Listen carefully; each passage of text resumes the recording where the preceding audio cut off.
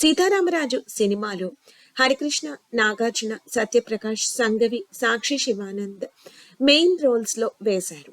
ఈ సినిమాలో ఒక ఫైటింగ్ సెట్ జరుగుతూ ఉంది. దాంట్లో సత్యప్రకాష్ మిరపకాయల దగ్గర ఫైట్ చేస్తూ ఉన్నారు. నాగార్జున గారు ఆ సీన్ లో లేరు.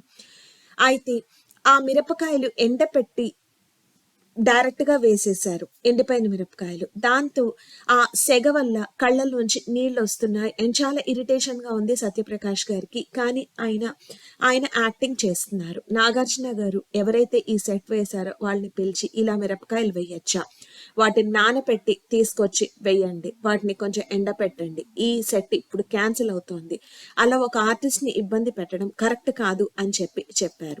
సత్యప్రకాష్ గారు ఆయన ఇంటర్వ్యూలో చెప్పారు, గొప్ప మనసు ఉన్న వాళ్లే అంతంత గొప్ప యాక్టర్లు అయ్యారు. హరికృష్ణ గారు కూడా చాలా గొప్ప మనసు ఉన్నవాళ్ళు అండ్ నాగార్జున గారు కూడా అలాగే ఎంతో ఎంకరేజ్ చేసేవాళ్ళు నాలాంటి చిన్న ఆర్టిస్ట్ని. ఇప్పుడు నేను పెద్ద ఆర్టిస్ట్ అయినా ఆ టైంలోనే ఒక ఆర్టిస్ట్ కష్టం చూసి రికగ్నైజ్ చేసేవాళ్ళు ఆయన చాలా గొప్ప ఆయన అని ఆయన సగౌరవంగా నాగార్జున గురించి చెప్పారు.